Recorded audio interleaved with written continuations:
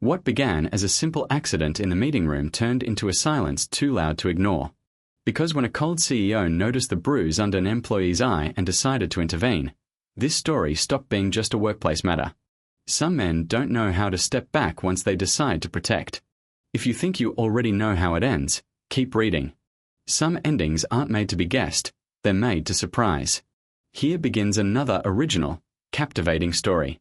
You are on the channel Patterns of Love, where power kisses romance right on the lips. Before we continue, hit like, subscribe, and write in the comments which city you're listening from.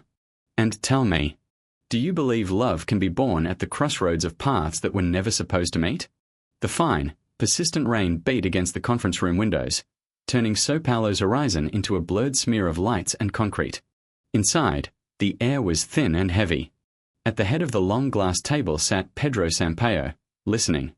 His eyes saw beyond words, they slid over the faces of the executives, weighing the burden of ambitions and the nervousness hidden behind tense postures.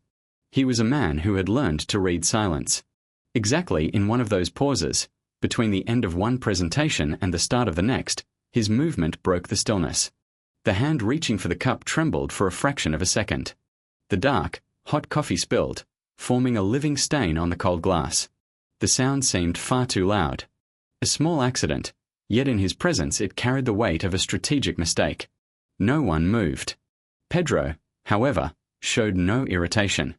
He simply pressed the intercom button and his voice came out low and sharp. Call the cleaner. Immediately. It wasn't a request. It was an order that allowed no delay. The door opened a few seconds later. A figure entered who seemed to apologize for her very existence. Lydia Capral stepped in with the caution of someone who fears her own echo. Her shoulders were slightly hunched, a learned pose of invisibility. Sorry, I promise it'll be quick, she whispered to the floor as she approached with the cloth in her hands. The meeting was supposed to continue. Voices were meant to fill the room again. But Pedro's gaze, previously fixed on the numbers, drifted and locked onto her. It never left. He watched as she began wiping the stain. Her movements were no longer skilled or controlled. Then, automatically, she brushed a strand of hair from her face. Too late. No matter how thick the makeup, it couldn't hide the violet mark spreading around her eye. It wasn't a shadow. It was pain. The temperature in the room changed. Pedro closed the leather folder on the table. The soft sound echoed like a verdict. We are done for today. The confusion was instant. One of the directors, braver or stupider than the rest, dared to object. Mr. Sampaio, we haven't finished the balance sheet yet. The look Pedro gave him was enough. The words died. Chairs scraped in a hurried, silent exodus. Before the last person reached the door, his voice rang out again, cold as an ice blade. Everyone out. Now. This time there was no hesitation. The door closed and the remaining silence was palpable, heavy as a promise. Pedro's gaze met Lydia's. She stood frozen with the cloth in her hands. Accept you. She turned pale. Her heart, which had been beating steadily, now hammered against her ribs like a trapped bird. I did something wrong. Something terrible. Certainty flooded her. Sir, the question came out trembling, almost inaudible. Pedro didn't answer. He simply looked at her for a second that felt like an entire lifetime to her. His piercing eyes read the story she had tried so desperately to hide. Then he stood. Every movement was slow and deliberate. He approached. Lydia felt the urge to step back, but her feet seemed glued to the floor. With a gentleness that clashed sharply with the tension in the air, he raised his hand and touched the damaged skin beside her eye. His voice was a dangerous whisper. Who did this to you? The world, Lydia. I fell, she lied. Her voice was too rushed. Her fingers tightened around the damp cloth. His gaze didn't waver. The expression stayed the same. Impenetrable and tense. I wasn't born rich, Lydia. I grew up on the streets. I know exactly what a punch looks like when I see one. Each word fell like a stone. This, he lightly ran his finger over the bruise, is a fist. The last wall crumbled. The tears she had swallowed for days poured out, silent and humiliating. Pedro watched her for another moment, then turned, poured a glass of water with almost frightening calm, and handed it to her. Her story came out in fragments, between sips of water and suppressed sobs. The ex-boyfriend, The breakup he refused to accept. The silent stalking. Last night Pedro listened to everything. His jaw tightened. Anger grew in his eyes like a dark storm. When she finished, he planted his hands on the table. His voice firm. If he comes near you again, report it to me. And if you need a lawyer or security, the company's legal department is at your disposal. It wasn't politeness. It was an order. When Lydia finally left the building, night had swallowed the city. The rain had stopped, but the air was still damp and heavy. She took a deep breath, trying to calm her heart. A shadow materialized beside her. We need to talk. Her body froze. Too late. The hand she knew all too well grabbed her arm. Let me go. But before fear could completely paralyze her, another hand, firm and lightning fast, emerged from nowhere. Pedro Sampaio, with cold, precise technique, twisted the attacker's arm until he released her. It's over. Pedro's voice was quiet but charged with deadly authority. He didn't even look at Lydia when he ordered. Call the police. She obeyed. Her fingers trembled over the phone screen. The patrol car arrived. While the ex-boyfriend was handcuffed, Pedro was already on the phone with calm, relentless authority, coordinating with the lawyers and guaranteeing that this time the system would not fail. He hung up and his gaze followed the police car as it drove away. I've seen men like him walk free too quickly. A pause. Not this time. At the station he stood beside her, a silent pillar of strength. When everything was over, at dawn, he walked her to his car and opened the door. I'll drive you home. It wasn't an invitation. It was the closing of that chapter. And Lydia, for the first time in a long while, felt she could finally breathe. The luxury car glided through the sleeping streets in a cocoon of silence and leather, cut off from the outside world. Lydia kept her hands clasped in her lap, knuckles white. She still felt the residual tremor of the confrontation, the station, this unexpected protection. Beside her, Pedro drove with economical, almost hypnotic movements. His eyes stayed on the road, yet his presence filled every inch of the cabin. The silence wasn't heavy, it was charged with unasked questions.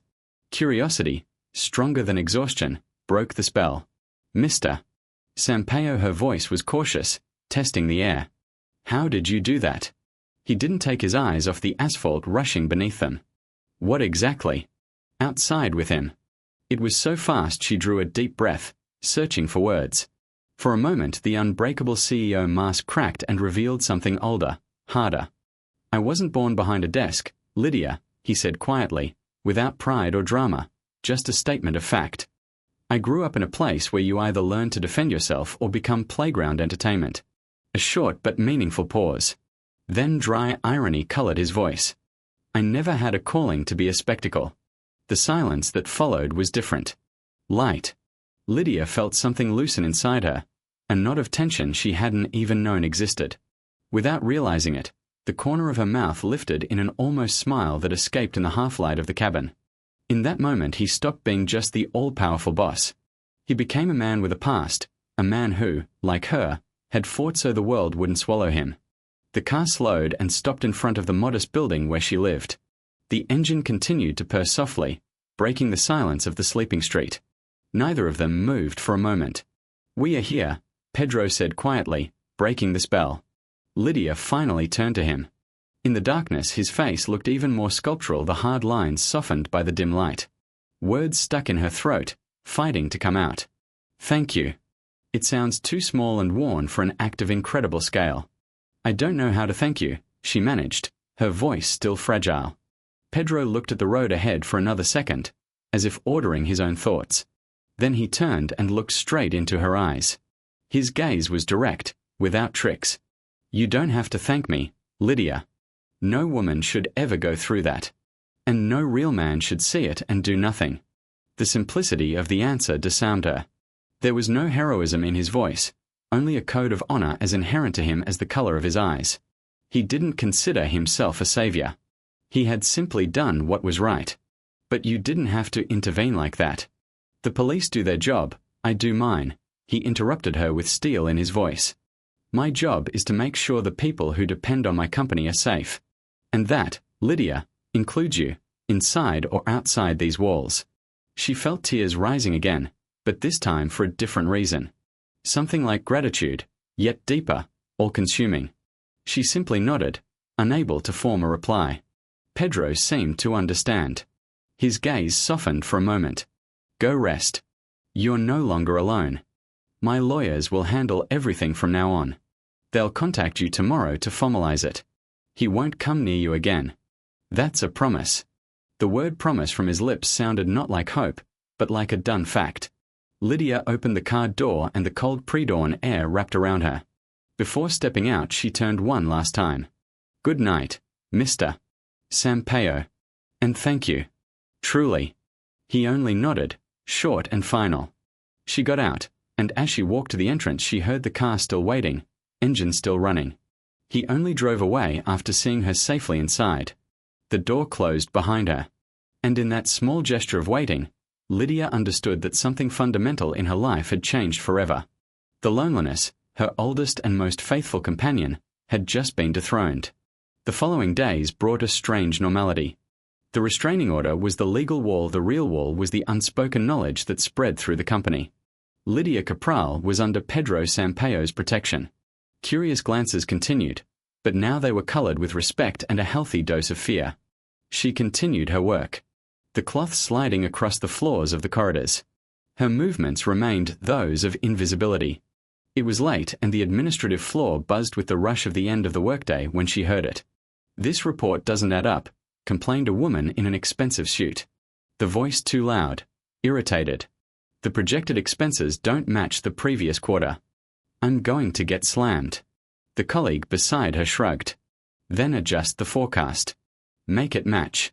No one will check. Lydia froze. Her body stopped a few meters from the table.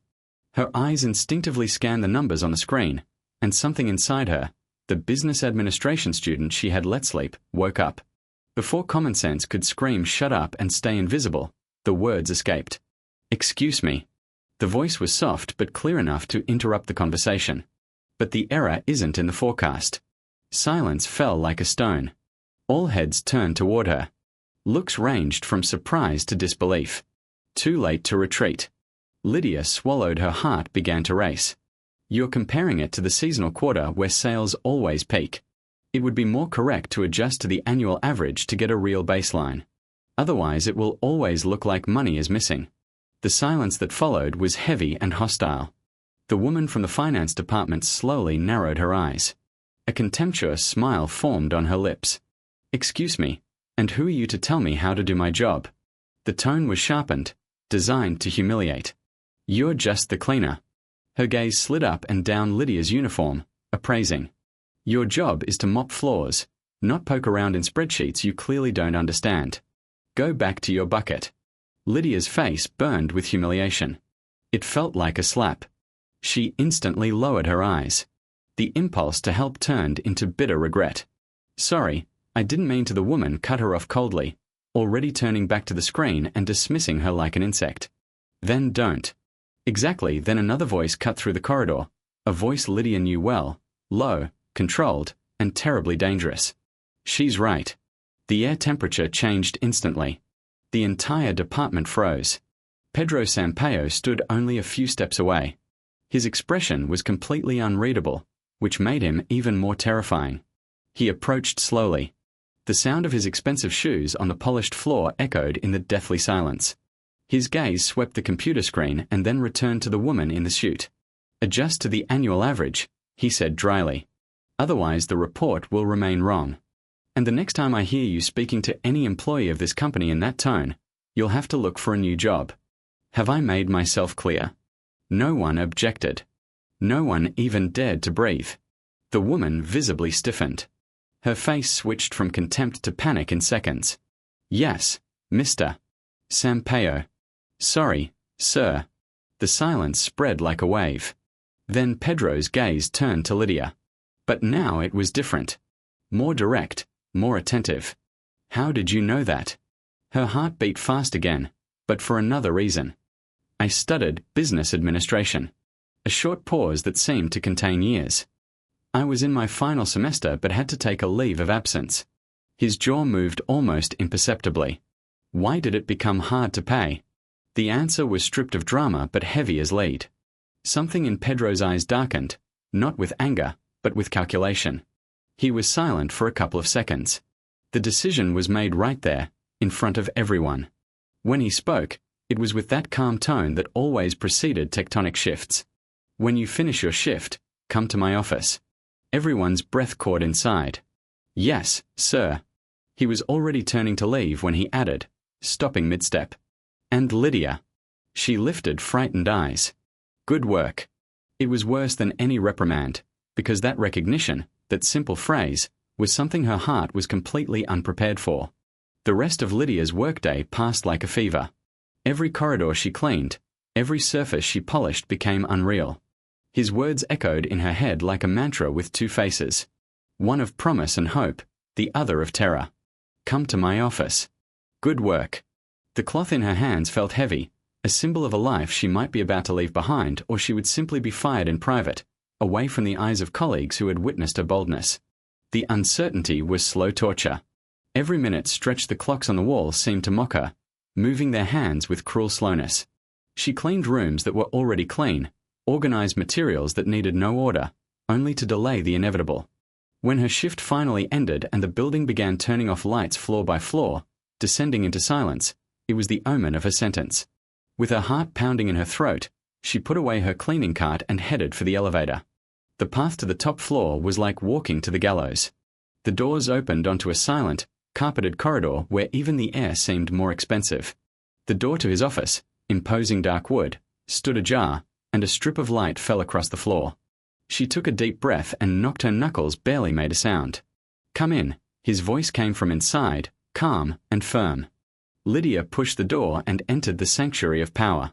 The office was huge. The entire back wall of glass offered Sao Paulo like a carpet of black diamonds sprinkled with light. The DCO was minimalist, elegant, cold. Pedro sat behind his desk, no longer working, simply waiting for her. His gaze accompanied her as she crossed the distance that felt like kilometers to the visitor's chair. "Sit down, Lydia." She obeyed, perching on the edge of the leather chair, hands folded on her knees to hide the trembling. She felt like a detail out of place. A sparrow in an eagle's nest. Pedro wasted no time. He never did. He leaned forward slightly, hands on the immaculate desk. His gaze was almost physical. "I need a personal assistant," he began. His voice sounded in the absolute silence. "And I have neither the time nor the patience to train someone from zero, explaining corporate culture or how to anticipate my needs." Lydia's heart sank. There it is. The prelude to dismissal for interfering. But he continued. "You are not from zero. You've been here 3 years. You observe, you listen, you understand how everything works. And as you showed today, you possess an intelligence that would be a crime to waste." He paused, letting the words sink in. "Starting tomorrow, Lydia, your cleaning position is abolished. I have opened a new vacancy. My personal assistant. The job includes organizing my schedule, preparing reports, participating in meetings, and essentially being my right hand. The salary is triple what you receive now, and the position comes with a full scholarship so you can finish your business administration studies in the evening program. The decision is yours." The world became the sound of the air conditioner, the distant hum of the city. Everything disappeared. Lydia stared at him. His serious face, the eyes that offered not pity but opportunity. A door whose existence she had never suspected opened, a door to the life she had buried in her deepest dreams. Words struggled to come out, trapped in a knot of shock and gratitude. "I don't know what to say." "Say yes." His voice remained neutral, but a challenge flashed in his eyes. Tears welled up, but not from sadness. They were tears of relief so deep it hurt. "Yes," she whispered, voice choked. "Yes, sir. I accept." Barely perceptible but definitive, a smile touched the corner of Pedro's lips. "Excellent. Be here tomorrow at 8. I will contact you about the contract details and tuition exemption." Thus, without unnecessary ceremony, Lydia's life was rewritten. The next day, when she crossed the company threshold in a simple skirt and blouse she had hastily bought the night before, instead of her usual uniform, the effect was instant. Eyes followed her like spotlights. Whispers grew in the corners like weeds. The woman who had once been invisible now stood at the center of all attention. News of her lightning promotion spread like wildfire. There were many versions, and none were kind. Did you see? The cleaner became the boss's assistant. She must have worked very well, if you know what I mean. She literally rose up. How many times is a woman's success questioned and attributed to anything except her own competence? Lydia felt the stabs in her back. Poison disguised as false smiles. The same woman who had humiliated her the day before now passed with lowered eyes. Fear had replaced contempt. It was a lot. Loneliness, perhaps even sharper than before. But she lifted her head. The promise of this new life was stronger than anyone else's judgment. Her first day was a whirlwind of information. Pedro was relentless but fair. He threw her into the eye of the hurricane expecting her to swim, and she swam. She noted everything, absorbed every instruction. Her mind, previously dulled by routine, now buzzed with activity. Sharp and thirsty for more. She made small mistakes, but her ability to learn quickly and adapt was obvious. He didn't praise her, but in his gaze lay a silent approval worth more than any words. The workday ended far beyond normal hours. When Lydia finally gathered her things, the floor was already empty. The fatigue was enormous, but it was good fatigue. The fatigue of muscles that had gone unused for too long. She descended to the building exit, already mentally on the crowded bus she would have to take. She stood on the sidewalk waiting for the green light when an elegant black car glided smoothly beside her. The dark window lowered. It was Pedro. Get in. She blinked in surprise. Your house is on my way, he said, and the phrase sounded like a statement of fact, not an invitation. There's no sense waiting for public transport at this hour. I'll drive you. She hesitated only half a second. Old deference fought the new reality. I don't want to inconvenience you. His gaze was brief, firm, closing the discussion. You're not an inconvenience. Get in, Lydia. She got in. The silence inside the car was dense and professional. Neither of them spoke the entire way. He dropped her at her building and drove off. But that first ride, born of practicality, became a second, then a third. Soon it became part of their routine. They worked late and, at the end, he waited for her. The quiet space inside the car began to change gradually. It stopped being an awkward silence between boss and subordinate and turned into a shared refuge. A place to decompress after long, tense days. Outside, in the office, the whispers and malicious glances grew. But inside that car, every night, the distance between them began to shrink dangerously. The routine settled by force of habit. Intense mornings, days of continuous meetings, and at the end the silent ride home. Pedro's car became neutral territory. A decompression bubble that existed beyond the company's hierarchical walls. The silence that had once been a barrier began to turn into a canvas on which small confessions were drawn. It started with work topics. Tomorrow's meeting will be tough. Be ready. The contract you checked was flawless. But gradually the conversations drifted from the professional agenda. He asked about university and listened with an attention that surprised her. She, in turn, began to notice small signs of tiredness in him. The way he loosened his tie the moment he sat in the car, the long sigh he released as he leaned back. They were fragments of humanity that the implacable office man showed to no one. Lydia blossomed under the pressure. Her mind, sharp and quick, absorbed everything. In less than a month she was no longer the novice learning. She anticipated his needs, corrected reports before he asked, and managed his schedule with an efficiency previous assistants, with their MBAs and impressive surnames, had never achieved. She was restrained, precise, almost an extension of his own thoughts. Pedro said nothing. Praise was not in his vocabulary. But the respect in his gaze, the absolute trust with which he entrusted her ever more responsible tasks, spoke louder than words. What he hadn't expected, and what threw him off balance as it hadn't in many years, was that he also began to notice other things. Insignificant, dangerous things. For example, how she bit her lower lip when concentrating on a complex table, or the light scent that came from her every time she leaned in to point something out on his screen, a scent that lingered in his office long after she left. Or, worse still, how the late afternoon light coming through the window created halos around her hair. Pedro Sampaio, a man who lived by facts and concrete data, began paying too much attention to poetic details. And that, he knew, was never a good sign. The tension exploded on an ordinary day in the company break room. The space, usually a place of short breaks and empty talk, was relatively full. Lydia entered quietly to prepare the coffee Pedro had requested. She moved with her usual restrained grace, but she no longer asked permission with her eyes. A new confidence had appeared in her bearing. And precisely that confidence seemed to poison some of those watching. "Look how she changed floors," the voice dripped with acid sarcasm. It was the same woman from the administrative department, the one Lydia, in a burst of generosity that now seemed naive, had tried to help. Lydia didn't turn. She continued taking out the cups. Her heart beat a little faster. "Funny," the woman continued, loud enough for everyone to hear, leaning on the counter with crossed arms. 3 years mopping floors and suddenly, overnight, the boss's right hand. She must have very well-hidden talents. Muffled chuckles were heard. The air grew heavy.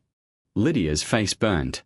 She took a deep breath, picked up the tray with the coffee cups, and turned, ready to leave, to ignore, to be the woman who doesn't let herself be broken. But the woman's words followed her. "If I had known that's how you get promotions and study scholarships, I would have offered my services long ago. Especially with a boss like that." The insinuation was so crude, so explicit, that Lydia could no longer ignore it. She stopped and turned. Her eyes flashed with cold fury that surprised even herself. "My position is the result of my competence, not your incompetence." Lydia's voice was firm, each word clear and cutting. "If you spent more time working and less on other people's lives, maybe you wouldn't have to worry so much about how others get their promotions." The woman opened her mouth, her face reddened with rage at the unexpected answer. She prepared to strike back, to destroy her with even more venom. The sentence never came. "She's right." Pedro's voice fell on the break room like an ice slab. The silence was absolute and instantaneous. He stood in the doorway. No one had seen him approach. He entered slowly, his gaze sweeping every face with cold contempt before stopping like two blades on the woman who had started the attack. "This is a company, not a schoolyard," he said in a dangerously low voice. "And I expect a level of professionalism you clearly lack. Your comments were not only inappropriate, they were mediocre. And I do not tolerate mediocrity." He stepped closer and the woman seemed to shrink under the weight of his gaze. "Consider this your second and final warning. The next time you address any colleague disrespectfully or I hear any gossip from you, your desk will be empty tomorrow. Am I clear?" The woman could only nod, pale as wax. Pedro's interest in her evaporated. He turned to Lydia, who stood motionless with the tray still in her hands. Her heart pounded. His gaze on her was piercing but unreadable. "My office. Now." It wasn't a shout, it wasn't a scolding. It was a calm, final order. And that was infinitely worse. Lydia followed him out of the break room, leaving the stunned silence behind. As she passed him in the corridor, she felt the energy radiating from him. A mixture of contained rage and absolute power. The office door closed, isolating them from the rest of the world. She set the tray on the table with excessive care. Her hands trembled slightly. She prepared for a reprimand for answering, for making a scene. "Sir, I apologize." "I shouldn't have. Don't apologize for defending yourself," he interrupted. His voice was still hard, but the object of the anger was no longer her. "You did nothing wrong." "I have another question." He walked to the window, hands in his pockets, looking at the city below. "Do things like this affect you? Will they hinder your work? Be honest, Lydia." She took a deep breath. She felt this was the key question, the test.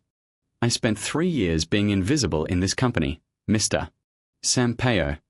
I learned not to let other people's opinions define who I am or what I'm capable of." When he turned, the hardness in his gaze had been replaced by something greater. Respect, admiration.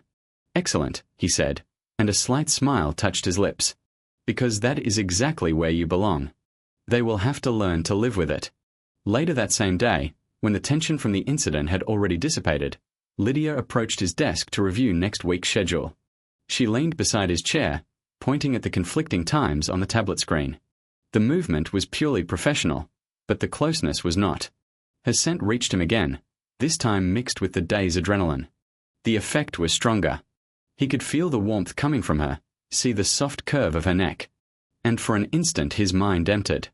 The words on the tablet became meaningless blots. Her voice brought him back. "Then perhaps we should move the investors' meeting to Friday. What do you think?" She turned to look at him.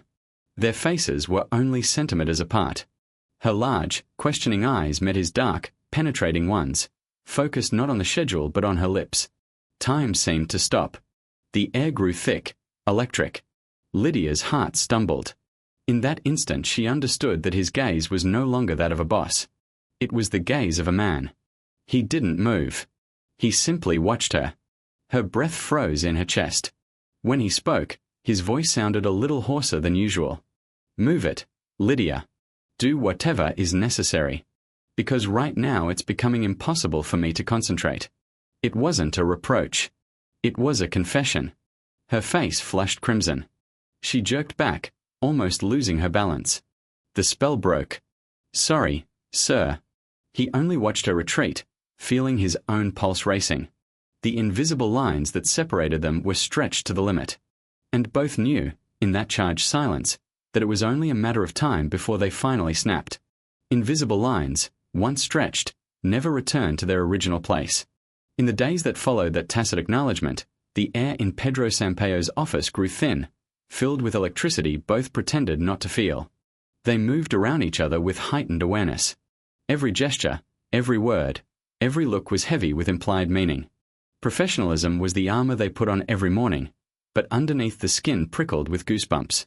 Lydia threw herself into work with almost furious zeal, using tables and reports as a shield against her own thoughts, against the memory of that dark gaze, that hoarse voice. Pedro, for his part, became even more demanding, even more focused, as if he could smother the growing attraction under the weight of extra work. But it was useless. Every time she entered his office, the silence grew denser. Pedro was the one who broke the impasse. One Thursday, after a series of exhausting meetings, he called her as she was about to leave. "Lydia." She stopped in the doorway, her heart leaped. "Yes, sir." He observed her for a moment. Tie already loosened, first button of his shirt undone. He looked tired, yet his eyes were more alive than ever. "Tonight we have a business dinner with foreign partners. It's informal but strategic. I want you to come with me." Lydia blinked, caught off guard. "Me, sir?" "Yes. I need someone organized, someone who knows the details of the projects we'll discuss. That person is you. Be ready in an hour. The car will wait at your building. Wear something appropriate." The order was given in his usual tone, practical and admitting no objection. But the last phrase, "wear something appropriate," hung in the air with its own weight. It wasn't an order for work clothes. It was something more personal. An hour later, Lydia looked at herself in the mirror with an excitement she hadn't felt in a long time. She had chosen a simple, elegantly cut black dress she had bought with her first new paycheck but never dared wear. It was the clothing of the woman she was still learning to be. When the car stopped in front of her building, she took a deep breath and went down, feeling at once an imposter and the most powerful person in the world. The restaurant was one of those places where silence is the main luxury. Discreet, elegant, tables spaced apart and lighting that created islands of intimacy. Lydia mentally repeated the meeting points when Pedro's phone, lying on the white linen tablecloth, vibrated. He read the message. His jaw tightened almost imperceptibly. "Unforeseen circumstances," he said dryly. "The partner can't come." Lydia, professional to the core, was instantly alert. His not coming? His flight was cancelled because of the weather in New York? There was a brief silence. For a moment, Lydia assumed he would end the evening and drive her home. That's what a normal boss would have done. But Pedro didn't move. He picked up the phone, signaled the waiter, and ordered a bottle of the best wine. Then he leaned back in his chair, and the look he directed at her was no longer that of a CEO at a business meeting. "Since we are already here," his voice became lower, more inviting, "let's have dinner." Her heart stumbled. "As you wish." But the atmosphere had already changed. Formality dissolved, giving way to a tension of another kind. The conversation began professionally, as was safe. They talked about projects, strategies, markets. But as the wine was poured and the night progressed, the script began to crumble. He asked about her university studies, not as a benefactor but with genuine curiosity about the subjects, the professors, the difficulties. She, feeling freer under the effect of the wine and the relaxed atmosphere, answered in more detail, revealing her passion for numbers, for the logic of management. And then, without warning, he spoke not about the company but about himself. They were fragments, pieces of a puzzle he rarely showed. He told of his childhood without luxury, his youth on the streets where he had to be faster than fists, the fierce ambition that had driven him from an early age. In his telling there was no drama, no search for pity. It was simply the story of a man who had built himself from nothing with the tools life had given him. Lydia listened, fascinated, watching the layers of the CEO peel away to reveal the man beneath. A man of such complexity and loneliness as she had never been able to imagine. When they realized it, the restaurant was almost empty. The night had flown by in an instant.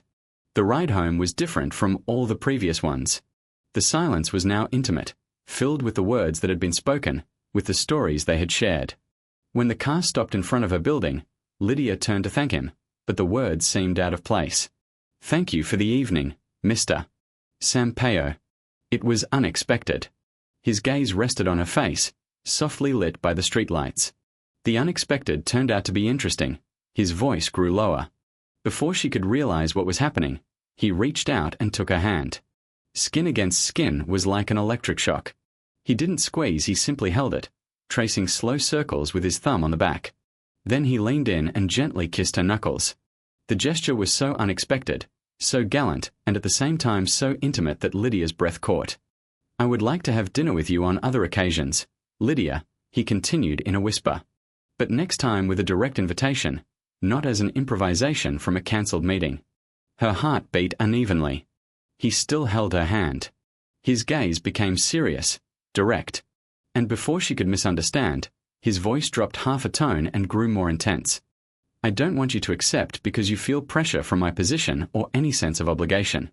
And above all, I don't want you to think the promotion, the scholarship, all of it was a way to take advantage of you." Every word was measured, filled with hard honesty. "I promoted you because you are too intelligent to be wasted, because your potential is an asset to my company. That's a business fact." He paused. His gaze burned on her. "The man inviting you to dinner now is not your boss. It is the man who spent the last hours fascinated by your conversation, by your strength, by your story. Exactly that man wants to know you better, outside this office. The decision, as always, is yours." Lydia looked at his hand holding hers, at the serious and vulnerable face she had never seen before. The all-powerful Pedro Sampaio was handing her the power, the right to choose. He was risking something for her. How much vulnerability from someone who always seemed infallible can completely change our perception of that person? She took a deep breath, filling her lungs with new courage. She didn't pull her hand away. Instead, her fingers closed lightly around his. I think her voice sounded soft but firm, that I also want to know that man better. Slowly, a sincere, disarming smile finally lit Pedro's face. It was like watching the sun rise after a long night. "Then call me Pedro," he said with a voice full of warmth that enveloped her. She repeated, "Pedro." It sounded strange and yet right on her lips. He brought her hand to his lips again, but this time the kiss was longer. "Tomorrow night at 8. I'll pick you up here," she whispered. He finally released her hand. "Good night." "Good night, Pedro." When Lydia got out of the car and walked toward her building, she no longer felt the ground beneath her feet. She floated in a new, frightening territory. The boss had disappeared, and in his place had appeared a man with all his complexity and depth who had just invited her to step into his life. The next day at the office became a true trial by fire. The atmosphere was a mixture of deliberate normality and palpable tension. Lydia and Pedro treated each other with impeccable, almost exaggerated professionalism. Meetings proceeded, reports were issued, decisions were made. But beneath the surface ran an electric current of anticipation for 8 o'clock. Every exchange, every glance, no matter how fleeting, was a silent reverse report. For the most attentive observers, the dynamic had changed irrevocably. They were no longer boss and assistant. They were two people guarding a secret about to be revealed. Exactly at 8, when he stopped the car in front of her building, Lydia felt the same excitement as the night before, but now mixed with sweet expectation. He didn't take her to an expensive, impersonal restaurant. Instead, he drove to an old neighborhood and stopped in front of a small, charming Italian trattoria. A place with checkered tablecloths, exposed brick walls, and the smell of fresh bread in the air. "I used to come here when I was just starting," he confessed while the owner greeted them by name. "It was the only place I could afford something other than a sandwich. But the food was so good I never stopped coming. The gesture was significant. He wasn't showing her his world of power and luxury. He was sharing a piece of his past, his roots. The evening flowed with an ease that frightened Lydia. They didn't talk about work.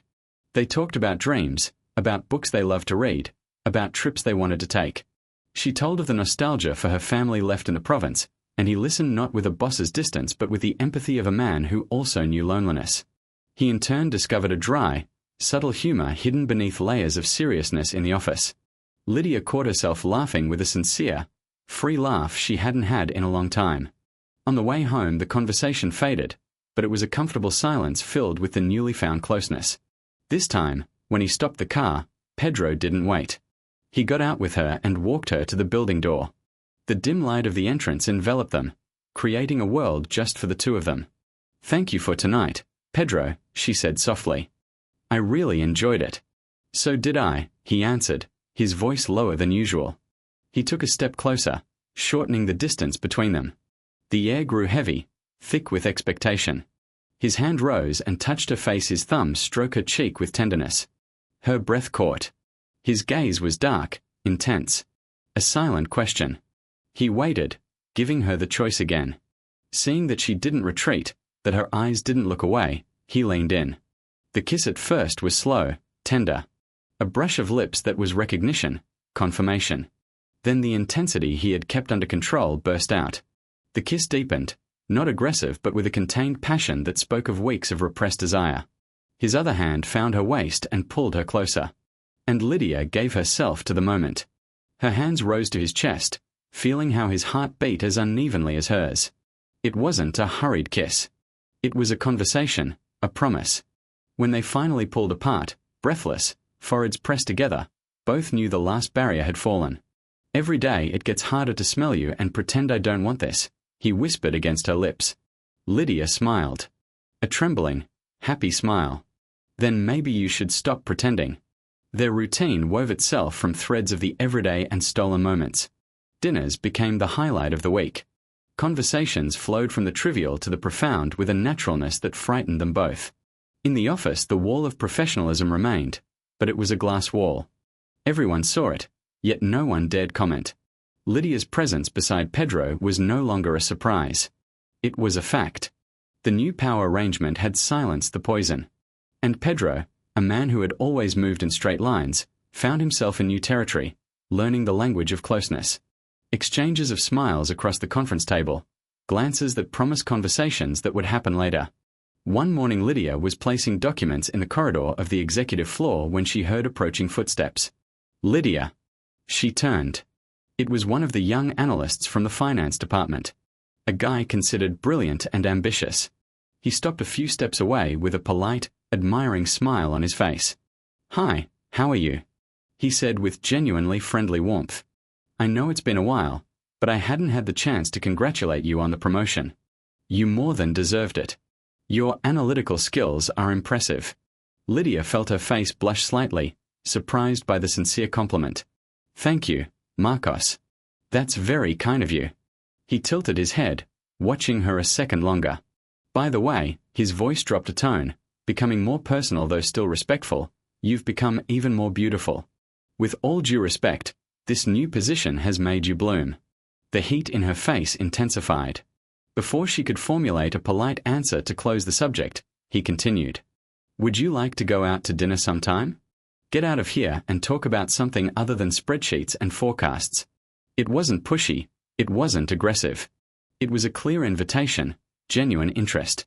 For an instant Lydia felt the echo of her old life. A life in which such an invitation would have been cause for panic or at least an awkward refusal. But she was no longer that woman. She took a deep breath. "Marcos, I sincerely thank you for the invitation, but I can't accept it. I already have commitments." A short, almost shy pause, but filled with a happiness she didn't try to hide. "Actually, I have a boyfriend." Behind them, a few steps down the corridor, invisible in the doorway, Pedro Sampaio had just heard every word. And the slow, satisfied smile that appeared on his face was purely possessive. At that exact moment he stepped out of hiding and walked toward them with his ever-imposing presence. "Good morning." His voice made the analyst start and turn. The smile vanished instantly. Lydia felt her heart beat faster. Mr. Sampaio, the boy stammered almost inaudibly. Pedro only nodded with a cold, dismissive gesture before directing all his attention to Lydia. I need you in my office immediately. The tone was neutral, professional, yet beneath it one could feel undercurrents. Something Lydia couldn't decipher. She only felt it and followed him, feeling the young analyst's gaze on her back and the weight of Pedro's power head. As soon as the office door closed, isolating them from the world, the silence changed weight. Pedro didn't go to his desk. He leaned against it, facing the door, arms crossed, watching her with that too attentive gaze. You've learned to deflect unwanted flirting with enviable elegance, he said with an ironic note in his voice. Lydia blinked, surprised and a little embarrassed. You heard. The corner of his mouth twitched into a smile she had seen before, now open for her. Enough. He opened his arms and took a step toward her. Slow, predatory. But you made a mistake, Lydia. I think the mistake is partly my fault. Her heart stumbled, her stomach froze. Mistake. I don't understand. His gaze grew even more intense. The irony vanished, giving way to crushing seriousness. The word you used. Boyfriend, that doesn't work for me. She felt the ground give way beneath her feet. Her face went pale. I thought he interrupted her with a low, firm voice, each word a declaration of belonging. Boyfriend is too little. It's weak. Temporary. It implies you're on probation. It implies you're available for other brilliant analysts to invite you to dinner. The silence was dense, charged. He took another step closer. His body was now only centimeters from hers. And you, Lydia Capral, are not available. You are not on probation. You are mine. And I don't like the idea of anyone in this company or in this world thinking they have even the slightest chance. Her breath caught in her throat. His gaze didn't waver. The minimum I will accept so that it is absolutely clear to everyone is the status of fiancé. Her world shook. The astonishment was so strong she couldn't even blink. Are you proposing to me? She whispered, barely audible. The answer came without the slightest hesitation, like an indisputable fact. Yes. Pedro, this is so fast. He shook his head slightly, without taking his eyes off her. I already know everything I need to know about you, Lydia. And you are the only person in this world who knows my scars, the street story I've never told anyone. His voice dropped half a tone, becoming more vulnerable, more sincere. If the speed worries you or you think I expect something you're not ready for, don't worry. I'm in no hurry. When a woman is worth it, he raised his hand and stroked her face. From his touch a wave of warmth ran through her entire body. I just want everyone to know, including you, that you are not a whim. You are not a coincidence. You are a choice. The tears Lydia had been holding back poured out. The emotions were too strong, too overwhelming. It was more than she had ever dreamed. And she was the one who closed the last distance. She threw herself into his arms and lost herself in a passionate, vehement kiss. A kiss that sealed not only the engagement but the end of a life full of uncertainty. Pedro held her tightly. His passion yielded nothing to hers and control finally surrendered to feeling. His gaze darkened as he leaned in, deliberately brushing his nose against her hair. He breathed in slowly, as if he no longer needed to hide it. His voice came out low and hoarse. I already told you it's unfair to have you this close. Another light brush through her strands. Hard to smell you and keep playing the patient gentleman. Her heart pounded wildly, but the smile that appeared on her lips was light, almost teasing. Then, she whispered, still far too close, I think you'd better set a date soon. For a fraction of a second Pedro, the man rarely caught off guard, was dangerously close to doing exactly that. 2 months later they married. Not in a luxurious church. In a modest ceremony in the garden of the house that was now theirs, surrounded by a small group of true friends and family. Their life acquired a quiet, solid happiness. But the promise of that kiss in the office, the promise of passion finally allowed to exist, still floated in the air, waiting for the right night. And that night came during the honeymoon in an isolated bungalow where the only witness was the sound of the sea. The room was bathed in soft light. Lydia stood by the window looking at the stars, her heart beat with a mixture of excitement and trembling. Pedro came up behind her, wrapping his arms around her waist and resting his chin on her shoulder.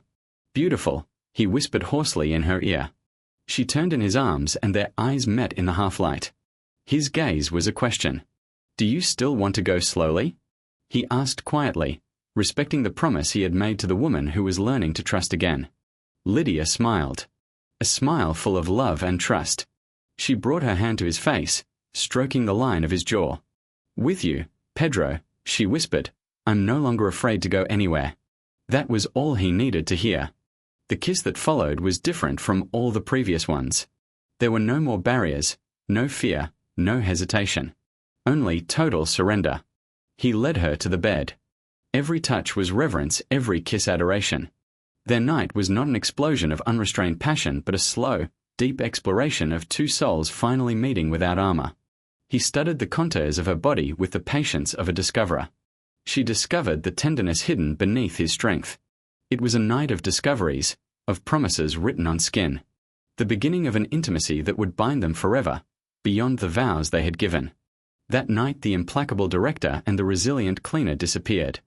In their place remained only a man and a woman, bodies and souls naked, who had finally found home. The next morning did not begin with the alarm clock or the rush of the schedule. It began with sunlight filtering gently through the curtains, with the sound of waves breaking on the shore, and with the feeling of a warm, familiar body beside her. Lydia slowly opened her eyes and felt loved as never before. Pedro was still asleep, his face relaxed, free of the mask of control he wore to face the world. For the first time she could look at him without haste, without fear. She saw the small, almost imperceptible scar above the eyebrow. Trace of that street past he had spoken of. She saw how his dark lashes rested on his skin. In that moment he was not the CEO, not the relentless protector. He was simply Pedro, her man. A tender yet fierce feeling of possession filled her. He was hers just as she was his. Truly. So simple and so overwhelming. As if he had felt her gaze, he stirred. He slowly opened his eyes. They said nothing. The first good morning was a long, lazy kiss. The kiss of people who are in no hurry, who have an entire life ahead. The intimacy of the previous night became morning comfort, the familiarity that seemed to have always existed.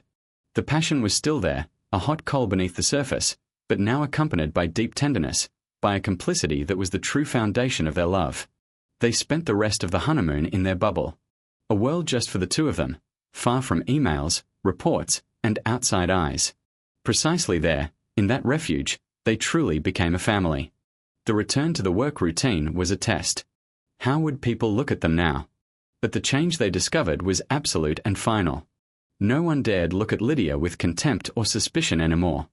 She was no longer the cleaner turned assistant. She was Lydia Sampaio, wife of the president. A figure who by herself inspired respect. But Lydia's true strength no longer came from the surname she bore. It came from within. Proof of that came one day in the corridor of the executive floor. As she rounded a corner, she came face to face with the woman from the cafeteria. The same one who had humiliated and provoked her. The employee froze, panic printed on her face. She was clearly preparing to run, but Lydia gave her no chance. She stopped and looked at her not with anger or superiority but with serene calm. "Good morning, Sandra," Lydia said softly.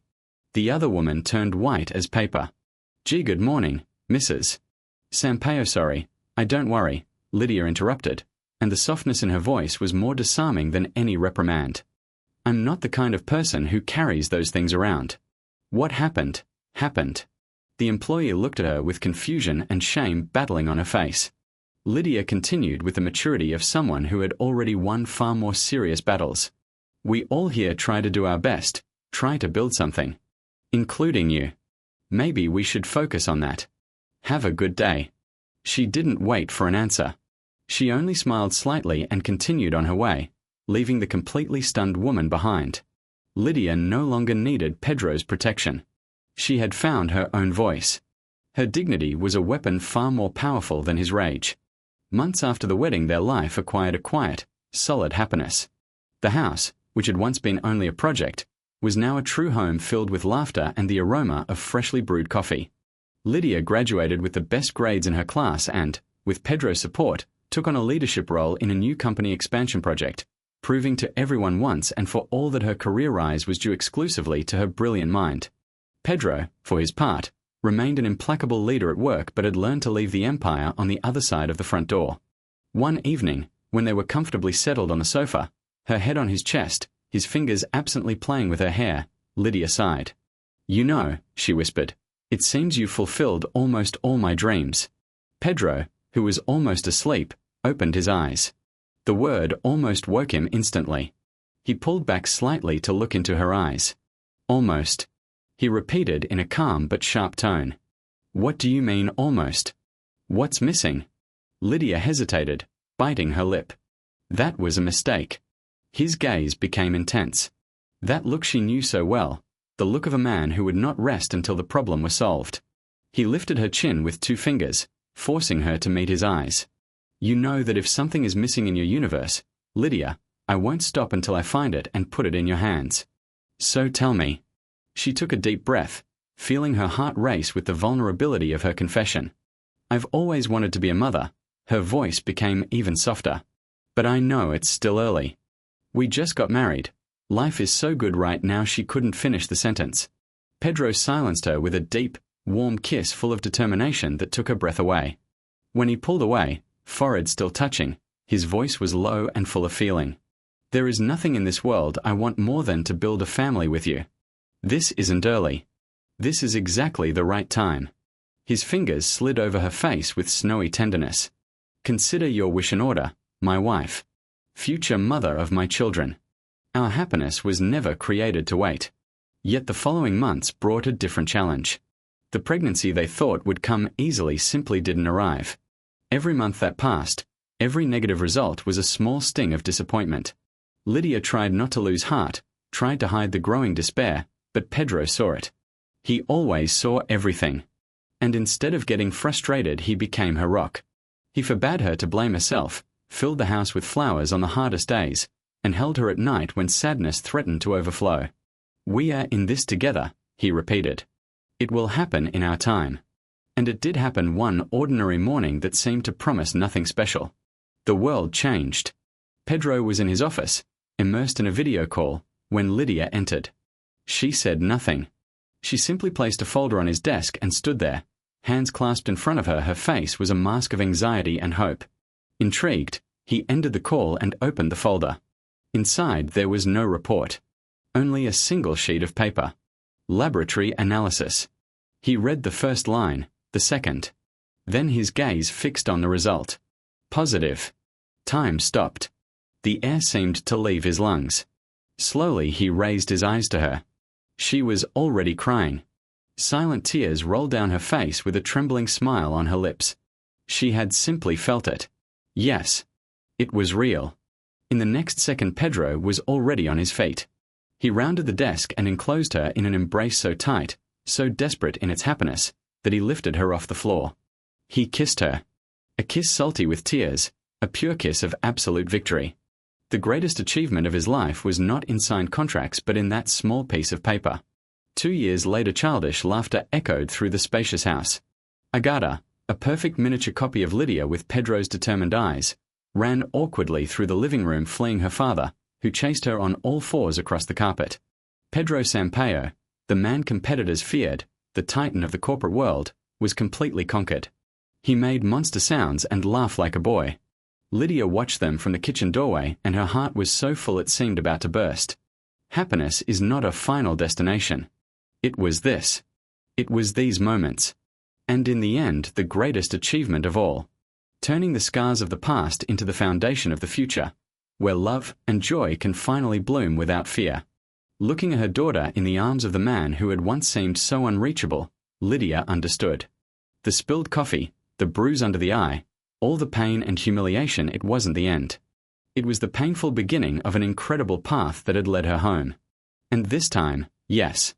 Without any doubt, all her dreams were exactly where they belonged. The story of Pedro and Lydia ends here. But perhaps it resonates with something only you know. How many times have you also felt invisible, carrying the weight of battles no one saw? Did you believe the only way out was to endure in silence? Lydia's story reminds us that your dignity was never in question, even when others tried to erase it. True strength sometimes lies in allowing someone to see your cracks and accepting the outstretched hand not as charity but as your legitimate right to be loved and valued. Perhaps your pain is different. A broken heart, postponed dreams, the feeling that your worth is not recognized. But the lesson that remains is that you deserve more than invisibility. You deserve your own Pedro in life, whether a partner, a friend, or your own inner voice that looks at you and sees not your mistakes but your enormous potential. This story, at its core, is also about you and your courage to one day rewrite your own destiny. If you made it to the end of this story, you are part of my team. The team that understands that sometimes our greatest value is hidden exactly where it hurts, waiting for someone with courage to look beyond the wound. The story of Pedro and Lydia tells how one act born of suffering can become the most powerful force in the world, capable of turning pain into love and an ending into a new beginning. And remember, all the stories here on the Patterns of Love channel are created with care, depth, and respect for you who stay until the very end. Until next time.